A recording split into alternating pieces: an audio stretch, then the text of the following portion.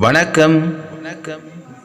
தம் நெல்லையப்பருக்கு மேல்நிலை 2ஆம் ஆண்டு இயல் 1 விரிவானம். ஆசிரியர் பாரதியார். பகுதி 1. அவற்றில் பாரதியாரை பற்றிய குறிப்புகள் சில பார்த்தோம். இப்பதிவு நெல்லையப்பரை பற்றிய குறிப்புகள் நிறைந்த பதிவாக அமைந்திருக்கிறது. டிஎன்பிஎஸ்சி மாணவர்களுக்கும் மற்றும் மேல்நிலை 2ஆம் ஆண்டு மாணவர்களுக்கும் இப்பதிவு ஓர் சமர்ப்பணம். தொகுப்பு உங்கள் அபிமானமான கங்கை கோ சண்முகம்.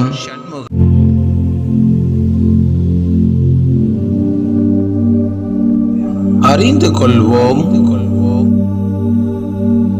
எட்டயபுரம் மன்னர்களின் பரம்பரை வரலாறு பற்றி கவிகேசரி சுவாமி தீட்சிதர் என்பவர் வம்சமணி தீபிகை என்னும் நூலை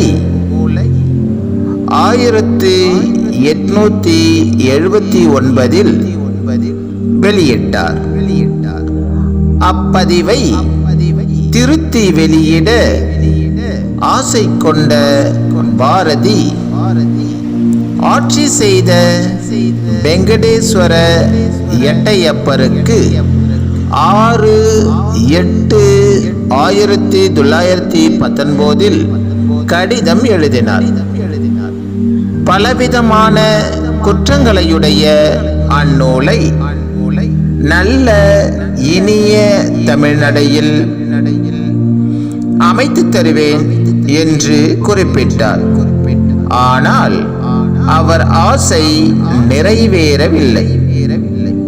வம்சமணி தீபிகை என்னும் நூலின் மூல வடிவம் மறுபதிப்பாக இலசை மணி என்பவரால் 2008 அப்படியே வெளியிடப்பட்டது. பரளி சு. நெல்லையப்பர் அவர்களை பற்றிய சிறு குறிப்புகள். பிறப்பு திருநெல்வேலி மாவட்டம் பரளிக்கோட்டை சிற்றூர். பெற்றோர் சுப்பிரமணிய பிள்ளை, முத்துலட்சுமி அம்மாள். இவர்களின் 3 ஆண் குழந்தைகளுள் 2வது மகன். 18/9/1889 ஆண்டு நெல்லையப்பர் பிறந்தார். நெல்லையப்பருக்கு மூத்தவர் பரளி சு. சண்முக சுந்தரம் பிள்ளை.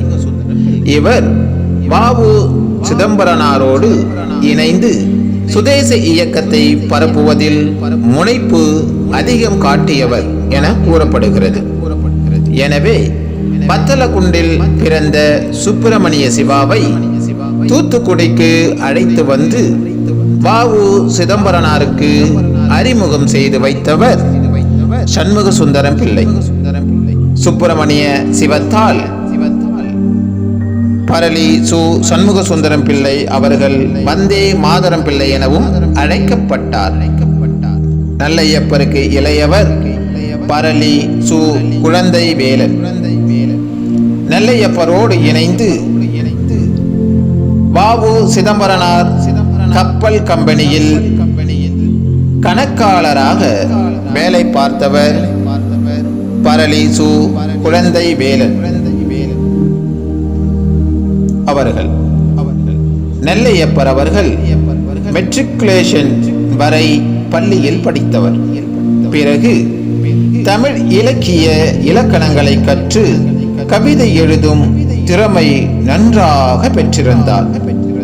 எனவே 1907ஆம் ஆண்டில் பள்ளி படிப்பை முடித்தார். தூத்துக்குடியில் வ.உ. சிதம்பரனார் சுதேச கப்பல் கம்பெனியில் கணக்காளராக பணியை தொடங்க ஆரம்பித்தார். எனவே விடுதலை போராட்ட வீரர்கள் பலரோடு நெருங்கி பழகியவர் பரளி சு. நெல்லையப்பர் அவர்கள். வ.உ. சிதம்பரனார், சுப்பிரமணிய சிவம், சுப்பிரமணிய பாரதி, நீலகண்ட பிரம்மச்சாரி அரவிந்தர் மற்றும் வ.வே.சு. ஐயர் அவர்கள் 1930ஆம் ஆண்டில் மறைக்காடு என்னும் வேதாரண்யத்தில் உப்பு சத்தியாகிரகத்தில் கலந்து கொண்டவர். எனவே இந்த உப்பு சத்தியாகிரகத்தில் கலந்து கொண்டதன் காரணமாக 6 மாதம் சிறை தண்டனையும் பெற்றார். 1932ஆம் ஆண்டில் காந்தியடிகளின் கட்டளையை ஏற்று சென்னை சிந்தாரிப்பேட்டையில் கள்ளுக்கடை மறியல் மற்றும் அந்நிய துணிக்கடை முன்பு ஆர்ப்பாட்டம் இவருடைய தலைமையில் நடந்தேறியது. 1941ஆம் ஆண்டு தனிநபர் சத்தியாகிரகம் தனியால் அற போராட்டத்தில் கலந்து கொண்டார். இதன் காரணமாக பெல்லாரி சிறையில் 6 மாதம் அடைக்கப்பட்டார். பரளிசு நெல்லையப்பர் 1910ஆம் ஆண்டு தொடக்கம் முதல் 1911ஆம் ஆண்டு ஜூன் மாதம் வரை பாரதியார் வீட்டில் தங்கினார் என்பது குறிப்பிடத்தக்கது. வ.உ.சி.யை தன் வரலாறு எழுதும்படி வேண்டிக் கொண்டார் பரளிசு நெல்லையப்பர் அவர்கள். 1950ஆம் ஆண்டு முதல் இறுதி காலம் வரை குரோம்பேட்டையில் வசித்தார். தான் வாழ்ந்த பகுதிக்கு பாரதிபுரம் என்று பெயர் சூட்டினார். அங்கிருந்த பிள்ளையாருக்கு பாரதி விநாயகர் எனவும் பெயரை விட்டு நன்கு அழைத்து வணங்கினார்.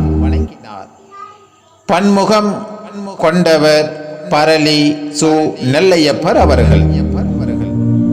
விடுதலை போராட்ட வீரர், கவிஞர், எழுத்தாளர், மொழி பெயர்ப்பாளர், இதழாளர், பதிப்பாளர் என பன்முகம் கொண்டவராக விளங்கினார். 1908ஆம் ஆண்டு ஜூலை திங்கள் 7ஆம் நாள் வ.உ. சிதம்பரனாருக்கு இரட்டை வாழ்நாள் தண்டனை கிடைத்தது. சிவத்திற்கு 30 ஆண்டுகள் கடுங்காவல் தண்டனையும் வழங்கப்பட்டது. இதனை கண்டித்து பரளிசு நெல்லையப்பர் அவர்கள் கட்டுரை ஒன்றை எழுதினார். பாரதியார் நடத்திய இந்தியா இதழில் கட்டுரை வெளியிடப்பட்டது. பரளிசு நெல்லையப்பர் எழுதிய கட்டுரை அச்சில் வந்த முதல் படைப்பும் இதுவே. புதுவையிலிருந்து பாரதியார் வெளியிட்ட சூரியோதயம் கிழமை இதழில் 1910ஆம் ஆண்டிலும், கர்மயோகி மாத இதழில் 1911ஆம் ஆண்டிலும் பரளிசு நெல்லையப்பர் துணை ஆசிரியராக தன்னுடைய பணியை தொடர்ந்தார். சென்னையில் இருந்து கோ. வடிவேலு செட்டியார் வெளியிட்ட லோகோபகாரி இதழில் 1913 முதல் 15ஆம் ஆண்டு வரை மற்றும் 1917 முதல் 18 வரை துணை ஆசிரியராக தன்னுடைய பணியை செவ்வனே செய்து முடித்தார் பரளிசு நெல்லையப்பர் அவர்கள். தா. போ. கிருஷ்ணசாமி பாவலர் என்பவருடன் இணைந்து 1915 முதல் 16ஆம் ஆண்டுகளில் பாரதி என்னும் இதழை நடத்தினார். இதன் மூலம் 1917ஆம் ஆண்டு முதல் 1921 செப்டம்பர் வரை தேசபக்தன் இதழில் திருவிகா, வ.வே.சு. ஐயர் ஆகியோர் ஆசிரியராக இருந்த பொழுது நெல்லையப்பர் துணை ஆசிரியராகவும், பின்னர் பரளி நெல்லையப்பர் அவர்கள் ஆசிரியராகவும் பணியை தொடங்கினார். 1922ஆம் ஆண்டில் லோகோபகாரி இதழை விலைக்கு வாங்கினார் மற்றும் 1941ஆம் ஆண்டு வரை அதன் ஆசிரியராக இருந்தார். அப்பொழுது மதுரை ஐ. மாயாண்டி பாரதி இவ்விதழ் துணை ஆசிரியராக இருந்தார் என்பது குறிப்பிடத்தக்கது. மீண்டும் 1943ஆம் ஆண்டு முதல் 1948ஆம் ஆண்டு வரை லோகோபகாரி இதழ் ஆசிரியராக இருந்தார் பரளி சு. நெல்லையப்பர். பாரதியார் படைப்புகள் 1917ஆம் ஆண்டு பாரதியாரின் கண்ணன் பாட்டு பாடல்கள் அடங்கிய நாட்டுப்பாட்டு, பாப்பா பாட்டு மற்றும் முரசு பாட்டு ஆகியவற்றை பரளி சு. நெல்லையப்பர் பதிப்பித்தார். 1923ஆம் ஆண்டில் பாரதி பிரசுராலயம் என்னும் நிறுவனத்தை தொடங்கி அதன் வழியாக குயில் பாட்டு, கண்ணன் பாட்டு, பாரதி 66 ஆகிய பாடல் தொகுதி ஒன்றை வெளியிட்டார் பரளி சு. நெல்லையப்பர் அவர்கள். 1953இல் பாரதியார் படைப்புகளை தமிழக அரசு வெளியிடுவதற்காக அமைத்த குழுவில் பரளி சு. நெல்லையப்பர் அவர்கள் இடம்பெற்றிருந்தார். 50 ஆண்டுகளாக எழுதிய கவிதைகளை தொகுத்து 142 பக்கங்களில் நெல்லை தென்றல் என்னும் நூலாக 1966ஆம் ஆண்டு பரளி சு. நெல்லையப்பர் அவர்கள் வெளியிட்டார். பாரதி வாழ்த்து, உய்யும் வழி ஆகிய கவிதை நூலையும் வெளியிட்டார். வ.உ.சி. பற்றி பரளி சு. நெல்லையப்பர் எழுதியது. பரளி ஓர் எழுத்தாளர். இதழ்களின் பணியாற்றிய பொழுது தலையங்கம், செய்தி கட்டுரைகள், மதிப்புரைகள் என பலவற்றை இயற்பெயரிலும் பாரி என்னும் புனைப்பெயரிலும் எழுதினார் பரளி சு. நெல்லையப்பர் அவர்கள். பரளி சு. நெல்லையப்பரின் ஓரிரு பக்க குற்றேடுகள்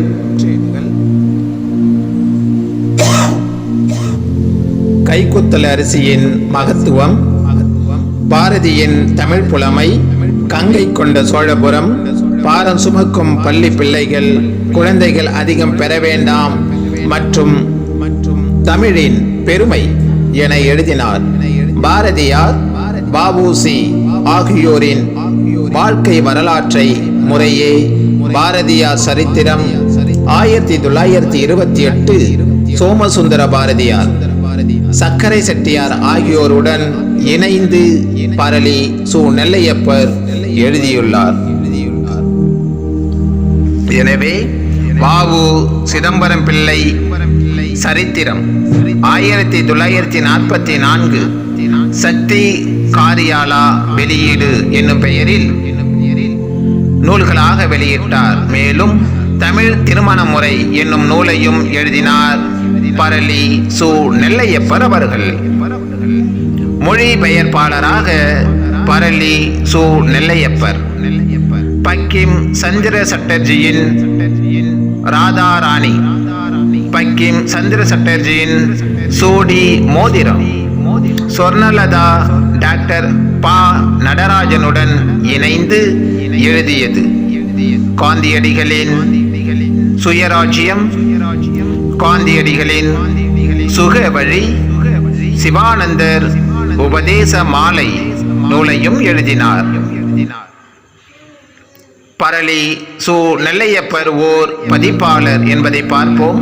லோகோபகாரி வெளியீடு, பாரி வெளியீடு ஆகிய பதிப்பங்களை நெல்லையப்பர் நடத்தினார். அவற்றின் வழியே பின்வரும் நூல்களையும் பரளி சு. நெல்லையப்பர் வெளியிடுகிறார். ஆத்ம சிந்தனை சி. ராஜகோபாலாச்சாரியார், மாதர் கடமை பி. சுப்பையா, பகவான் அரவிந்தர் பத்தினியாருக்கு எழுதிய கடிதம் 1948ஆம் ஆண்டு இது வெளியிடப்பட்டது. பூலோகத்தின் சப்த அதிசயங்கள், திருவாசகம் எழுதியது மாணிக்க வாசகர். நலன் தூது அதிவீர ராம பாண்டியன் எழுதியது. இதன் பெயர் நைடதம் எனவும் அழைக்கப்படுகிறது. பரளி சு. நெல்லையப்பரின் இறுதி காலம். தனது 84வது வயதில் சென்னை குரோம்பேட்டையில் 1971ஆம் ஆண்டு மார்ச் மாதம் 28ஆம் நாள் மறைந்தார் பரளி சு. நெல்லையப்பர் அவர்கள். 28/3/71 அன்று மறைந்தார். நெல்லையப்பரை பற்றிய நூல்கள் மற்றும் கட்டுரைகளை பார்ப்போம். தனிப்பாடல்கள் வ.உ.சி. 1915. பாரதியாரின் தம்பி. எழுதியவர் எதிரொலி விஸ்வநாதன். இருவர் கண்ட பாரதி. எழுதியவர் எதிரொலி விஸ்வநாதன். வ.உ.சி.யும் பரளி சு. நெல்லையப்பரும் சே. திவான். எனவே தியாகத்தின் இமயம் ஐயா பரளி சு. நெல்லையப்பர் நமச்சிவாயம் ராமகிருஷ்ணன் 1998ஆம் ஆண்டு வெளியிடப்பட்டது. பரளி சு. நெல்லையப்பர் கவியோகி சுத்தானந்த பாரதியார் 1977. தமிழ் வளர்த்த எழுத்து சிற்பிகள் தொகுதி 1. எழுதியவர் கலை மாமணி விக்ரமன் எழுதியிருக்கிறார். தம்பி நெல்லையப்பருக்கு இக்கடிதம் பத்மநாபன் பதிப்பித்த நூலிலிருந்து எடுத்தாளப்படுகிறது. பாரதியார் 15 வயதில் கல்வி கற்க எட்டயபுர மன்னருக்கு எழுதிய கடிதம் முதல் குத்திகேசவருக்கு எழுதிய கடிதம் வரை நம்மிடம் பேசுவது போல அமைந்திருப்பது சால சிறந்தது மற்றும் தமிழின் பெருமையை உணர்த்துகிறது. பாரதியாரை விட 7 ஆண்டுகள் இளையவர் பரளி சு. நெல்லையப்பர். பாரதியார் தன்னுடைய அருமை தம்பியாக பாவித்து அன்பு காட்டினார் பரளி சு. நெல்லையப்பருக்கு. நன்றி, வணக்கம். தம்பி நெல்லையப்பருக்கு பாகம் 2 நிறைவடைந்துள்ளது. TNPSC மாணவர்களுக்கும் போட்டித் தேர்வர்களுக்கும் அகையிருளை போக்க தமிழை படிப்போம், தமிழை வளர்ப்போம், தமிழனாய் தலை நிமிர்ந்து நிற்போம்.